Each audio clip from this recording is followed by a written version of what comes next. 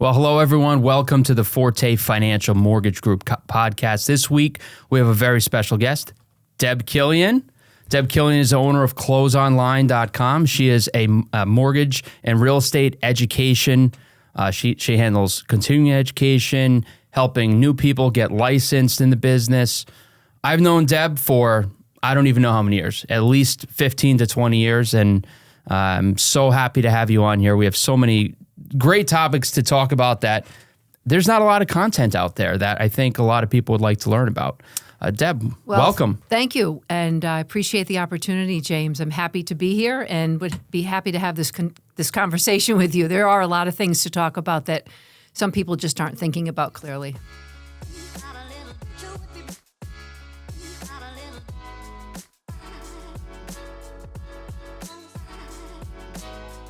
Absolutely.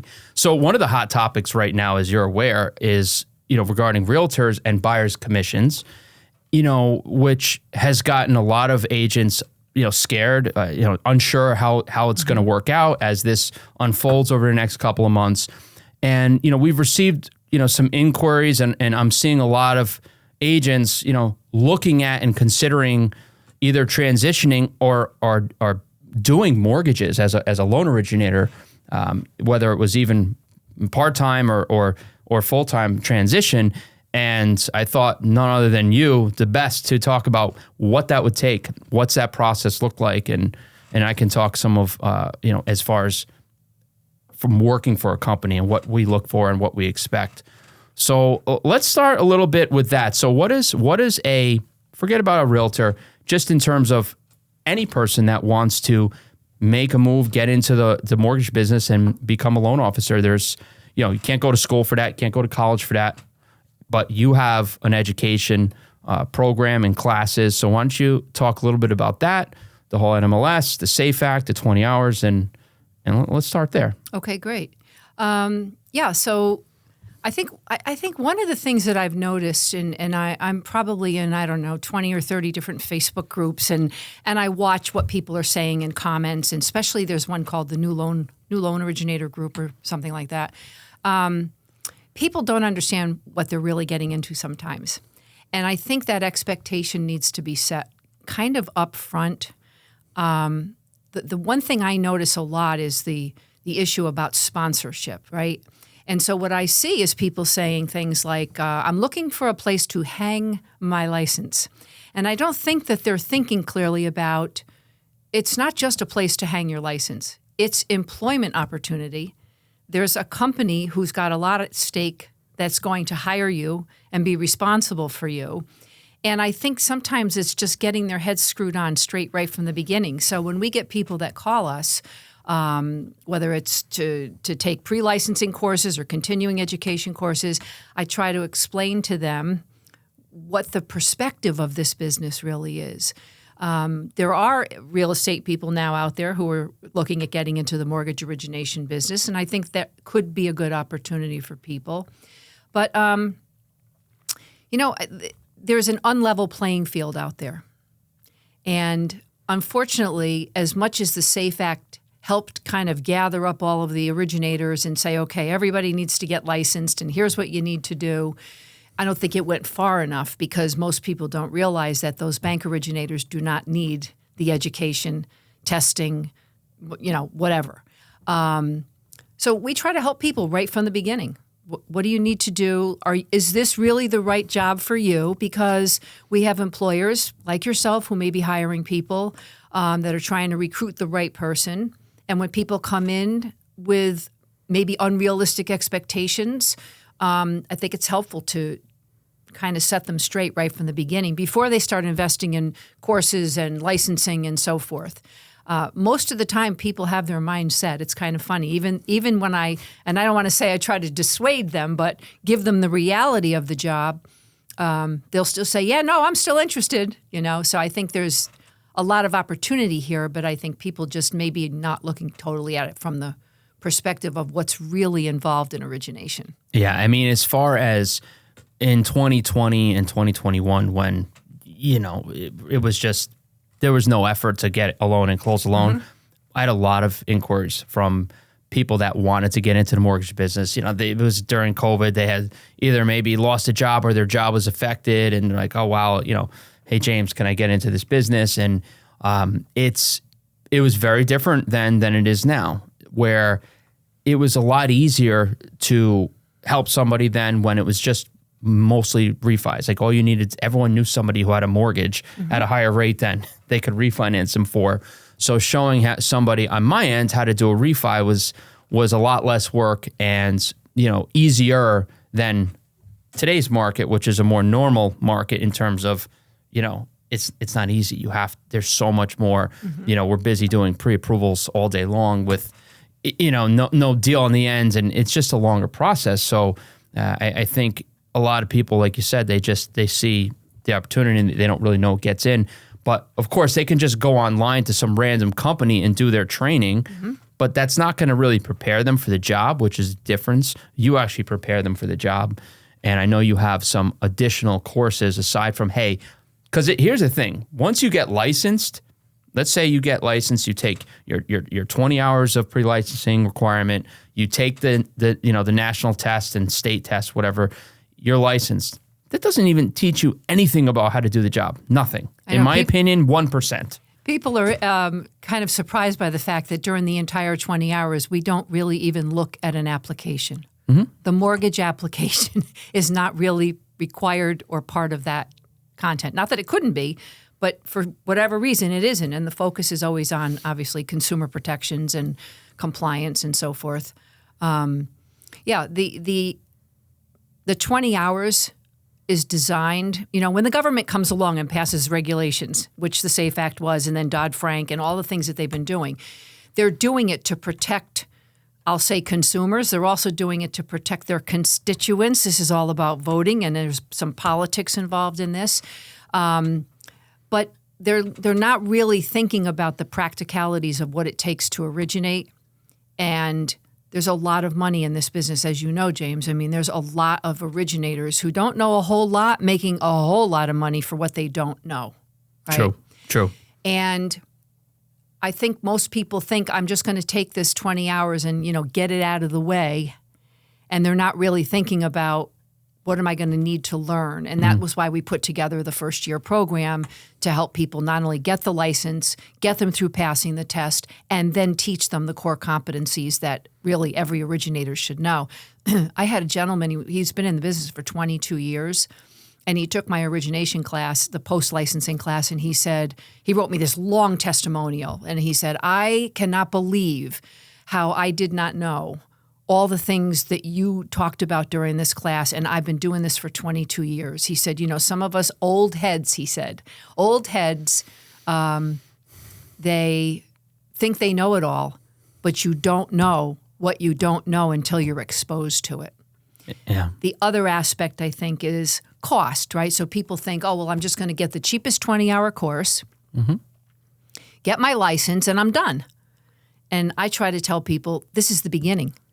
This is the start of your education. This isn't the beginning and end of your education. So I think there's just a lot of misconceptions out there, and I try to help in the ways that I can. So thank you. That's great, because I think that, for just listening to this and as a mortgage owner, that does hire loan officers, I've had anyone that's been part-time, that's come on part-time, that wants to do something else that's brand new, it usually does not work out. It just doesn't, because now at this time, back in 2020, sure, it worked. It worked fine. They closed loans. But once it changed in the shift and the amount of effort that's required to get your name out there, meet realtors, meet CPAs, attorneys, whoever your referral sources are going to be, do now social media. It's a full-time job. You just cannot do it part-time. So just one thing that I'm going to say, to anyone that's thinking about getting into the mortgage business,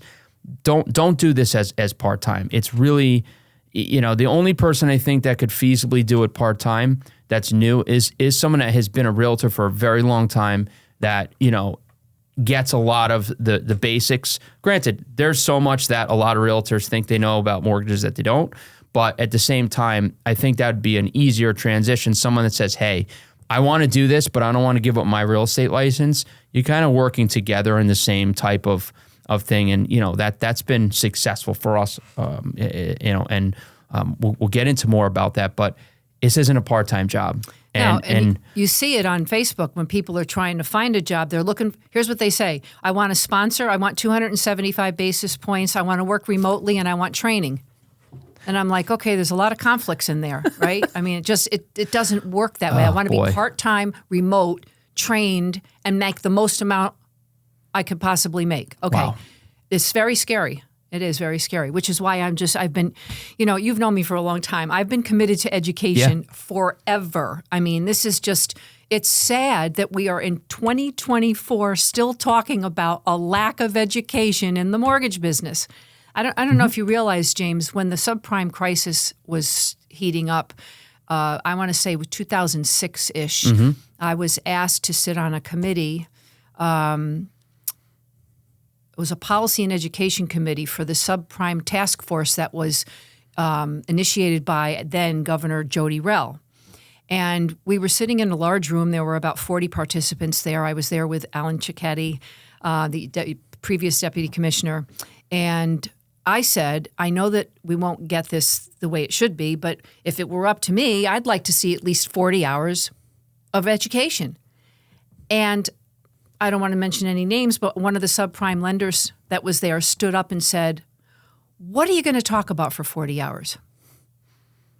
And I thought, okay, he doesn't get it, right? Yeah. And so I think that's the general consensus. And the other thing is a lot of companies hire and their focus is production, right? Go get loans, go get loans, go get loans. Don't worry about what you do with the loan after you get it. Just go get it and we'll figure it out. Yeah.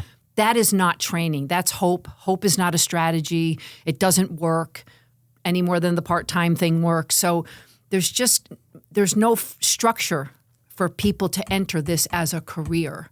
Yeah. And it gets piecemealed from different sources. So I think the point is here, so for me, like I wouldn't entertain somebody new that just came off and wants to do this part-time or even that wants to do it full-time if all they did was take the test, pass, and hey, I want to get into this, because their amount of training and teaching and effort and time is just really extreme. Mm-hmm. So, I think just moving forward, I would say, hey, you need to have a discussion with Deb Killian and look into this post-licensing class and course, because that's going to take so much. Like if someone came in with that certificate that you trained, I'd be willing to sit down and talk to them and consider them, but because I know what the difference is with someone that hasn't done it and then just passed versus someone who is going to go through your training. Like you said, you had someone that has been doing it for 22 years that was floored with what they've learned. Right. And it's just it's a testament to, just because somebody's been doing something for so many years, it doesn't mean they've done it for that many years well. Correct. Although that might be scary, but I've met a lot of people who have been doing this a very long time that I don't even have a response. I just shake my head when I see and hear some of the things that they do. It just doesn't make sense to me. But the education is the key, and that's the point. You said there's such a lack of education. The point of this podcast is education. Is never, listen, we talk about companies and people, but it's never direct. It's just as an example to discuss what the point is and what some of the issues are. And, just educating consumers, loan officers, realtors, that's the whole point. Mm-hmm. So let's talk a little more about, some of what you've been doing with realtors recently and some of the interest there with companies looking to hire realtors as originators. Tell us a little bit about that for agents listening. Well, so years ago, I was asked to do an open house with a real estate agent as a mortgage loan originator. Mm-hmm. I originated for 28 years, basically. So as an originator, I was like, okay, how am I going to get with some real estate agents that can refer me business? And it just floored me that she said, well, you can do the open house, but we want white tablecloths, chafing dishes, champagne, and I'm like, oh my gosh, right? I'm not a caterer, right? I remember schlepping cookies and things from cars and thinking, this is not what I got into this business for. So I decided very early in my career that one of the better ways to get in front of agents was to teach real estate continuing education. And so people would say, well, you teach real estate? And I say, I teach finance for real estate continuing education. So basically, any originator that really likes getting in front of people and wants to get out there and show what they know and become a credible, trusted source, can teach real estate continuing education all about the stuff that we know and do every day. That's great. It's about products. It's about, I just taught, I did a little road trip. I don't know if I told you about this. I went to South Dakota, and I just came back, and I went to Watertown, and I did a 6-hour class there, and then I went to Sioux Falls, and I did a 6-hour class there. The next day, we drove 5 hours across the state, and I did one in Rapid City.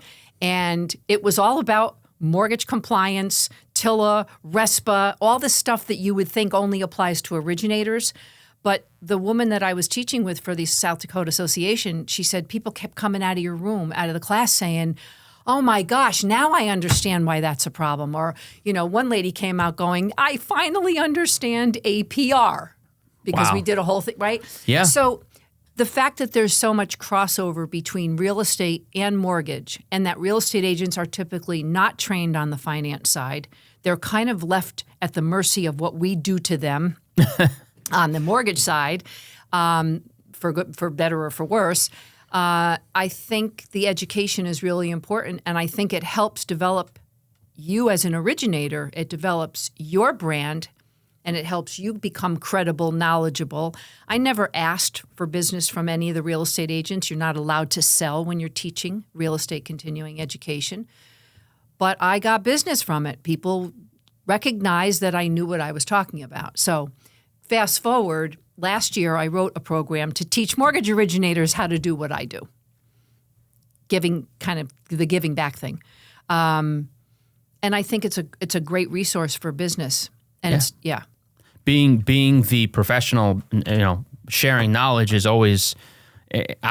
You said the cookies going to the open house. Oh my gosh! I've done that one time, and I'm doing this 26 years. I've done that one time. Mm-hmm. It's not me. It's just I'm not that. That's not who I am. Like I feel like I provide a certain level of value that shouldn't require me to be catering an open house. That I know I provide a lot more value than a lot of other loan officers out there. That the agents just don't know that. A lot of agents just don't see that, and that's part of the purpose of this podcast is just to get Forte Financial out there and more people be aware. And the TikTok, our TikTok channel has been amazing. We have hundreds of thousands of views on some of our material there, which is amazing because that's that many people who are now able to see a little bit of what we do and who we are. That's great. So I'm hoping that some of this content gets out there and we get hundreds of thousands of views and people know where to go for education.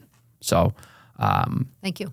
One of the things that I really is a hot button that we talked about for me, I hear a lot of when I'm as I hire loan officers. I've been recruiting a little bit lately, and one of the things that has come up a couple of times in the last month are other loan officers saying that they work for or they got an offer from a lender company that's hiring them as 1099, paying them a 1099 instead of a W-2.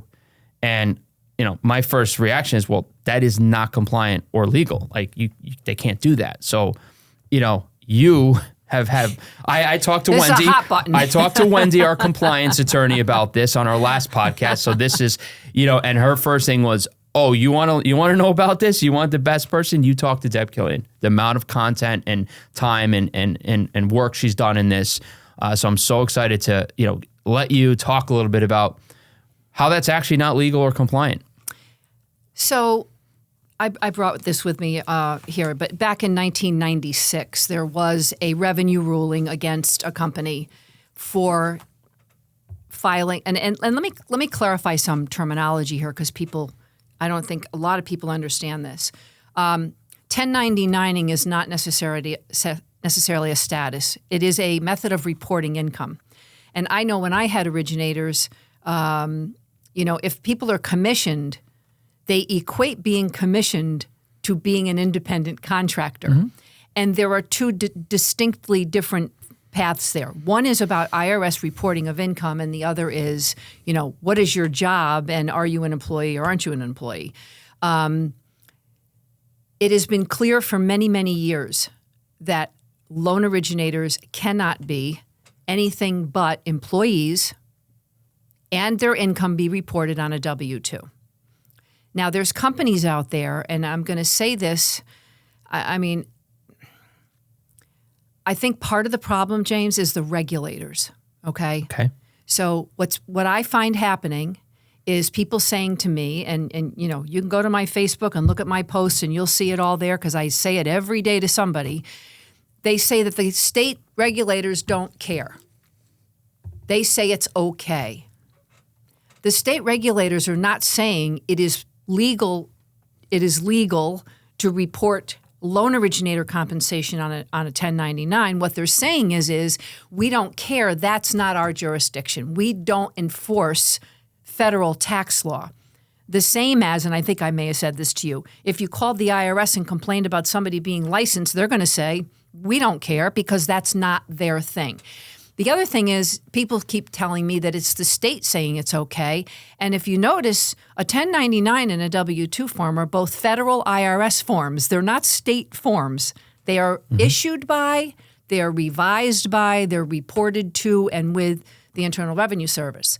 So there's just a lot of justification out there for why companies think it's okay. And one of the biggest justifications is well, I have a compensation agreement and my employment agreement says we agree that I'm going to be an independent contractor. Well, that's like saying you and I are going to agree to start money laundering. I mean, just because you agree to something doesn't make it legal. And so I think, and here's the problem. People say, what's the big deal? Here's the problem. There's a couple of problems. One is it creates an unlevel playing field in the industry. It is not fair to companies like yours, like Forte Financial, to be following the rules, paying on W-2 or reporting on W-2, withholding taxes, paying unemployment insurance, and all those things that go with a payroll. It's not fair to those companies, your company, when other companies are breaking the rules and making it appear to potential recruits as though there's some advantage by going to that other company than there is where it's being reported legally. And so the unlevel playing field, and I wanted to just mention, let's see if I have it here real quick. The FTC just came out. The Federal Trade Commission just came out and made a big announcement about this. Okay. And what they're saying is that the headline says, Department of Labor FTC partner to protect workers from anti-competitive, unfair, and deceptive practices. They're looking at the term, by the way, is misclassification.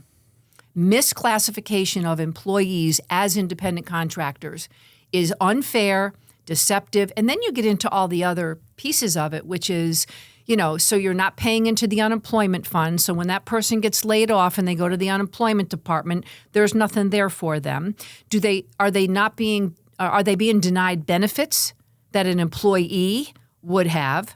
The state of New Jersey came out, I think, a couple of years ago and basically said, not only is this a tax issue or a reporting issue, they actually think it's an insurance fraud issue because now companies are not paying into the unemployment insurance fund. There's so many ramifications, and a lot of these companies that are doing this, when they get caught, because I think at some point this is going to become a very big issue, they're going to realize it's going to put them it potentially will put them out of business. You have back taxes to pay, penalties, interest. It's just, and they go back and they reclassify all those wages for whatever period of time. It's not worth it. It's not worth it. But to the originator who says, and by the way, why do originators want it? Well, because I can't deduct my expenses on my, for my unreimbursed expenses. Right.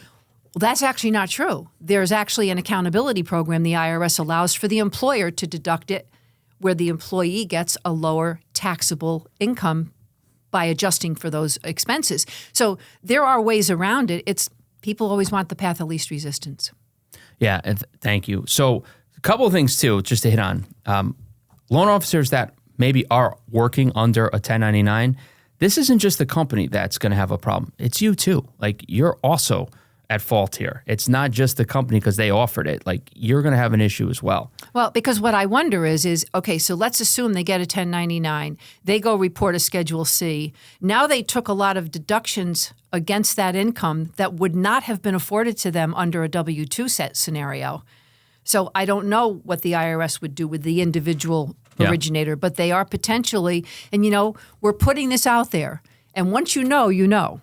Mm-hmm. You can't say, I didn't know. It's been out there for a long time. Yeah. And I think what you're talking about, this is going to be and not just for loan originators, but also any other businesses that are 1099 that technically really shouldn't be. Mm-hmm. This is one of the areas where, there's been a lot of funding, for the IRS as far as for audits. And I think this 1099 contractors are going to be a huge piece of investigation, in the next year. And I think this is going to be a hot topic. The other thing is I hear a lot, but real estate agents are 1099. Real estate agents had a carve-out. They have a legal carve-out that allows their income to be reported on a 1099. So you can't point to that because there is no carve-out. By the way, just for what general knowledge, anybody hired by a company is by default an employee until they can prove they meet the requirements or the criteria for independent contractor status. So everybody's automatically an employee. Mm-hmm. And I don't think a lot of people realize that either. It's very frustrating. It's a thorn in my side. I'm trying to get the word out, trying to get people educated. And for the record, I don't have any skin in this game. I don't have any employees. I'm not paying 1099 or W-2 or competing with people or recruiting people. This is the law. This is what people are supposed to be doing, and it's just not happening. Yeah, I mean, it's just like you do something wrong, you could get away with it for years. Mm-hmm. You could, but eventually it's going to come to a head. And I think more sooner than later, based on the IRS upping their audits. Well, and the other thing is and I think I mentioned a little bit of this. Politics comes into play here, mm-hmm.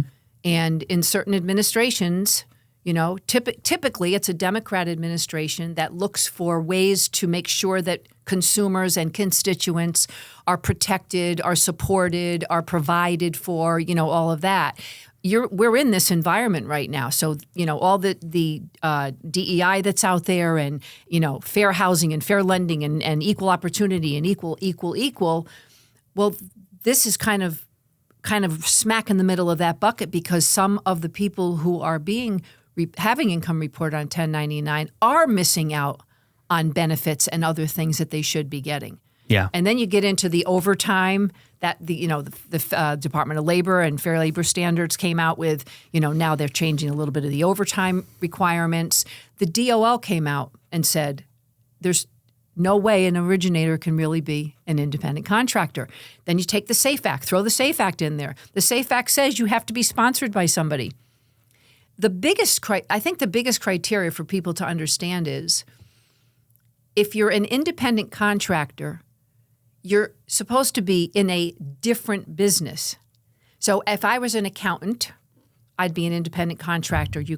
I could bill you for my time and services, you'd pay me and report it on 1099, okay? If you're in the mortgage business, working for a mortgage company, you're in the same business of the business. Yeah. You can't be independent. Yeah.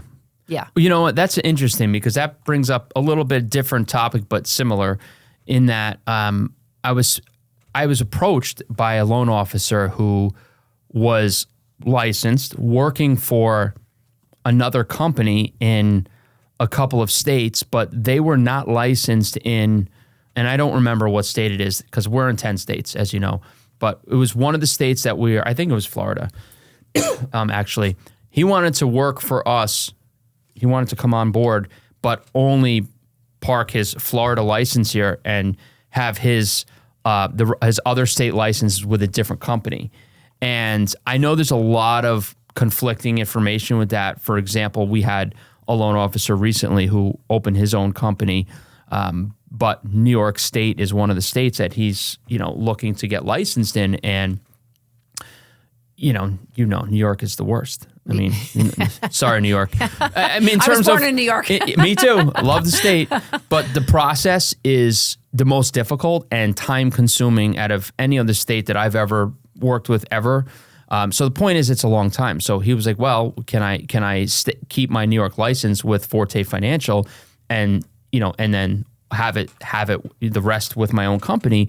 And it was different answers per different states, which was crazy. I know technically with New York, they were actually okay with that. But New Jersey, which was his home state, they were not okay with that. So can you talk a little bit about that? Yeah. So there are different, and that is probably one of the big issues also, is that we have all these different states with all these different regulations and statutes and so forth. Some states will say, as long as the employer that you're working in another state with isn't employed in that state, then you can become an originator for another company because your employer isn't licensed there. Some states. Mm-hmm. I have a problem with that because the SAFE Act says you're only supposed to be employed by one sponsor at a time. So I haven't really seen on the NMLS where somebody's sponsored by multiple companies. I don't even know how you can do that on the NMLS. I think people tend to rationalize and justify what they're doing. And my response, by the way, to that would be, listen, if you want to go and get a job where somebody's licensed, where you want to be licensed in a state that your employer isn't, work for an employer that's licensed in the states that you want to work in. Right. Right. Not that I want you to lose any people or, have it impede their ability to work where they want to work. I just think that the way the laws are written and the overlap and the gaps between states causes issues. Yeah, I think also from a compliance perspective, I don't know how I would feel about, because if let's say said originator wants to work for two companies, what email address are they going to use when they're communicating with people? I wouldn't want a loan officer working for me to be emailing with another mortgage company to these customers that are now potentially here and vice versa. That's I don't like that. That's messy. And it's messy. And I can't control, because obviously with our IT and our compliance, everything is controlled. I can't control what that loan officer is doing outside of my network. Mm-hmm. And it's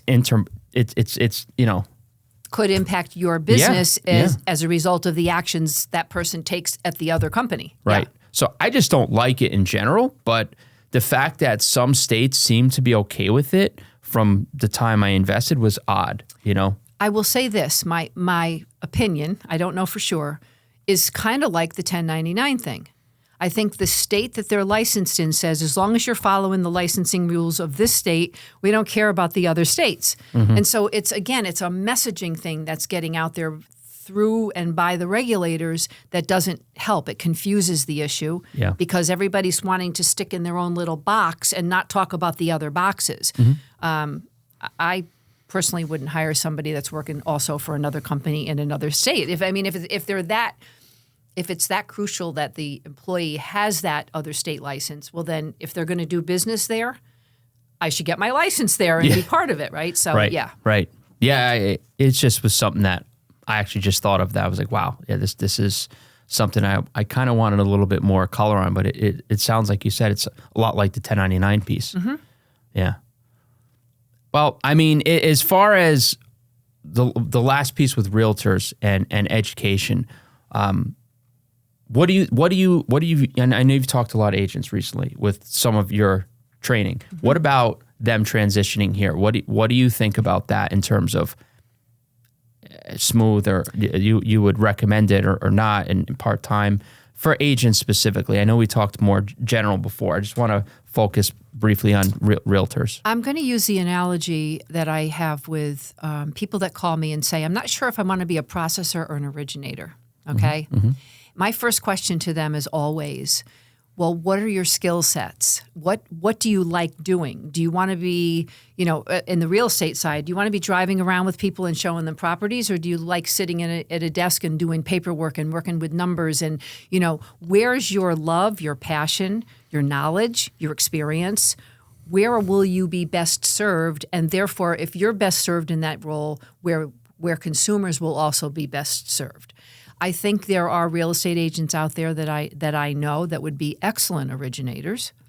I don't know that many of them understand the benefit and or how they could do both, but it is legal in I'll say in most states. I'm sure there's some state out there that doesn't like it for a real estate agent to be an originator. I mean, you look at the state of California, California's got a lot of issues.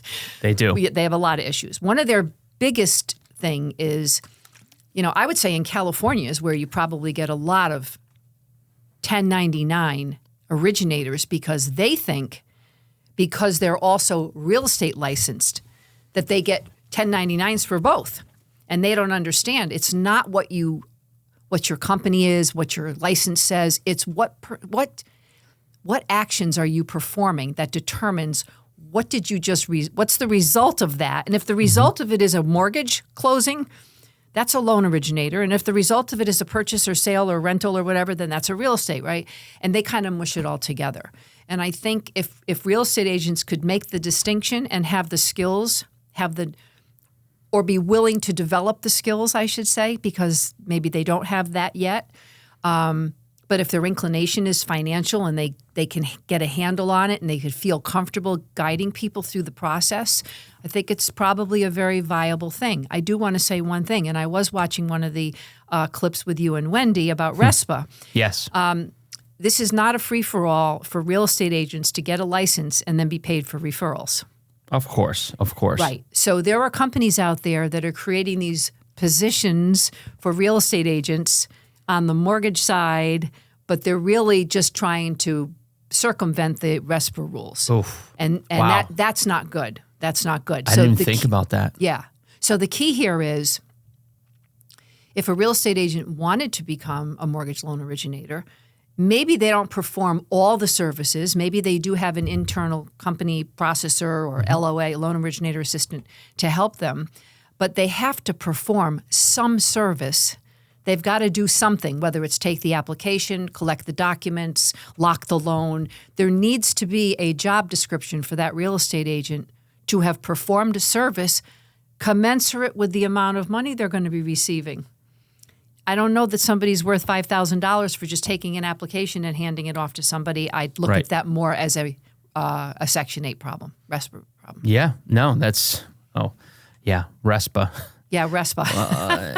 That we could get into a whole nother podcast about, the Zillow co-marketing and all of these MSA agreements that mortgage companies have with realtors and loan officers have with realtors, and I think it's going to change a lot with the whole buyer's commission piece because those buyer's agents, I don't know. I mean, who knows how it's going to shake out, but I think that value, I actually, you may know, there's something recently with Zillow that, and I think it's state related, that they're now no longer allowed to have the mortgage company pay for 50% of the co-marketing.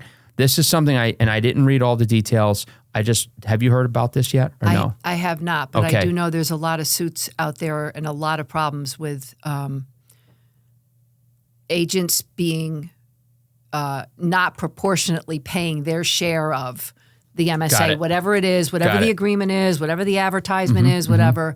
I've had people say, well, why is that a big deal? Well, if you're getting 50% of the ad, you should be paying 50% of the expense. Yeah. And that doesn't always happen. And to go back to the agents as originators, I think we're going to probably see some people getting into some trouble with that because I think it's a clear circumvention of RESPA. You know what? You're right. I'm sure we're going to see it. Yeah. Well, not here, but not here. Not at Forte Financial. Not at Forte. No. As you know, we hired Chris Miller, who was a full-time realtor, and initially he was wanted to transition, and I knew he was going to be good, so I invested the time, and do both. But he just found, hey, I'm just spending so much more time here, and I love this, and I like doing this better. That he just shut that off completely, and he's excelled in doing this. So he was a very successful, he transitioned over, and he's doing great now, and he loves it. That's great. It's feasible. It's feasible. But I think a transition during a time where people are really stressed out is smart because, if you don't have a lot of buyers and you're not, you're a little slow, and I hear doom and gloom, everything's dead. Well, we're not dead. We're doing a lot of things. Like right now, we're doing a ton of HELOCs that are profitable for us, and everybody wants HELOCs these days because it makes sense. They don't want to touch their 3% first mortgage, but they have debt or they have home improvements they want to do, credit cards, whatever. It makes sense. So we're doing a ton of that, which, if I give out 100 pre-approvals and only 2 of them find houses, that ROI in my time is not very good versus HELOC. So we do a lot of different stuff. And to speak to the HELOC market just quickly, the fact that Freddie Mac just came out and said that they're going to be buying HELOCs. Talk about this. I don't really know much more about it other than they came out with a recent announcement on that. And I know Remen is doing a lot of HELOCs. And so I'm seeing more and more of that. I have a little bit of a concern just from the standpoint that it's because people got they're handcuffed right now. They're handcuffed to a 3% rate. They may need the cash to do something with, but they can't refinance the first mortgage because they're not going to take 7 over 3. And a lot of equity is going to start getting eaten up again. And then we're going to get to that maybe highly leveraged point again. And then depending on what happens with the market, but it is a valuable option, and it's important that that's in the marketplace right now because people are handcuffed. So I also read a little bit, and I tried to get as much info as I could, but it only said that Freddie Mac is going to, be securitizing some of these seconds. But as far as what does that really mean? Because we're already doing seconds up to 95% CLTV right now. We barely do any of that high. I don't really like that version, but certainly up to 90% of the value of the home. And in many cases, we can do that with no appraisal and close start to finish in 2 weeks. So I'm trying to understand, where do you think the benefit with Freddie Mac being involved will be if we're already doing that now? I don't know, because what I don't know is what will their matrix look like? What LTVs or CLTVs are they going to go to? What is their pricing? What's going to be the back end pricing on that for investors? I really don't know, but it just kind of caught me off guard when I saw it. I was like, Freddie's going to be doing seconds now. So the rates, depending on what we're doing, are of course they're worse than first mortgage rates. But if first mortgage rates are call it somewhere in the mid to upper 6s right now on a 30-year fixed, HELOCs are based on prime. Prime's at 8.5%. We have some fixed seconds that are a little bit less than that, but at the same time, I think though everyone is expecting the Fed to cut rates at some point, although it's been delayed. The HELOC rates are going to come down. So if I set someone up with a HELOC today and their rates, say it's prime plus 0.5, it's at 9%. If the Fed cuts rates 0.5%, their rate goes down to 8.5%. And, so I think I say, well, if that's on the table, I really just want to know what the benefit's going to be with Freddie. If that's already here, it's been here all year. We've been closing a lot of these. I think they're just seeing the opportunity because volume is down, right? And so when volume's down and it's way down, refis are 92% down or some ridiculous number. They have to come up with something to fill the market and to be able to provide some kind of financing. And then the other thing is if you look at blended rates, right? If you combine the first and second mortgage and you look at the blended rate on a weighted average, it's not as bad as it sounds because the only other option would have been the borrower getting out of 3 and going into 7 or 8 or whatever. So that on the whole amount, this is just on the portion, obviously, that they're taking in addition. So I think it's a viable option. I just hope we don't get too leveraged. We will see. We will see. We will see. Yeah. All right. Well, I think this covers all of our topics today. Did you have anything else that you want to share with regard to this, or tell the viewers about how they can get in touch with you with your company for Close Online, and we'll put links in the podcast below. So you can get in touch with Deb if you want training and licensing. But why don't you talk a little bit about that? I think if I wanted anybody to know anything about what we do, it's that I've been doing this for 30 years. I care. Anybody that takes our classes always has access to me directly. if they want help with something. I had a gentleman took a self-employment, a course on self-employment income and how to calculate the income, and he sent me an email. It was about this long with about 27 questions in it, and you know what? It took me a while to answer him, and then I had to get on the phone with him and kind of go through some of them because they were a little convoluted. But it told me he cared enough about what he was learning to ask the questions, as opposed to just taking a class. You know, when I start teaching classes, the one thing I say is my challenge as an instructor is to keep people interested, listening, awake, entertained, try to throw a little humor in there, to have them walk away with something of value. The challenge for a student is to figure out what can they pull out of what they're hearing and actually take back to their job, to their office that day with their next customer and actually use it. Yeah. And I think too much of the education has become, let me just get through it and get it over with. Yeah, here's my certificate. And I think there are people that look at it that way are kind of missing something. So what I want people to know is we are here to help. We love working with small to medium-sized businesses. If you want to hire people, if you're recruiting, let us train them right from the beginning. Let them get not just through the 20 hours, but let's help them get through the test. Let's get them through the practices, origination practices. Give them the basics that they deserve to have if there's going to be an expectation of production. Yeah, which any company needs to have an exptation of production. You know? And our costs are, we're so cost efficient and efficient at the way we do things that it really, anybody who's hiring is kind of, I think, missing the boat if they don't at least talk to me.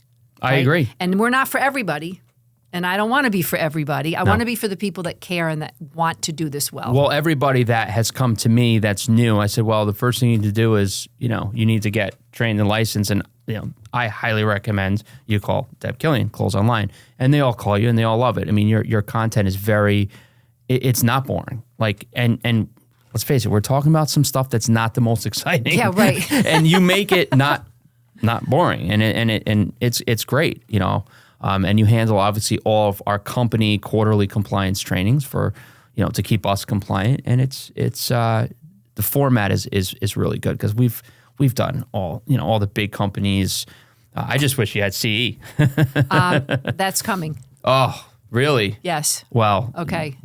CE is huge. I can't stand the companies we're using for CE. Which I'm not going to call out here. Yeah. But, no. Yeah, but you'll get all of that business too. Thank you. I appreciate that. Yeah.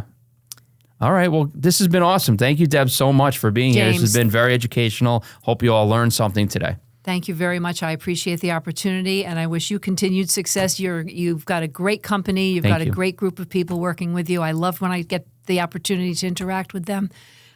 So thank you very much. Awesome. All right. Thank you.